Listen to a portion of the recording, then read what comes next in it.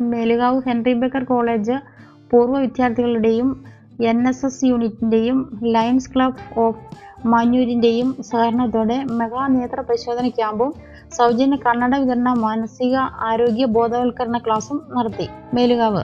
Melukavu Henry Baker college NSS യൂണിറ്റും പൂർവ്വ വിദ്യാർത്ഥി സംഘടനയും ലയൺസ് ക്ലബ് ഓഫ് മാഞ്ഞൂരും ചേർന്ന് തിരുവല്ല അമിത ഐ കെയർ ഹോസ്പിറ്റലിന്റെ സഹകരണത്തോടെ മെഗാ നേത്ര പരിശോധന ക്യാമ്പും സൗജന്യ കണ്ണട വിതരണവും മാനസികാരോഗ്യ ബോധവൽക്കരണ ക്ലാസും നടത്തി.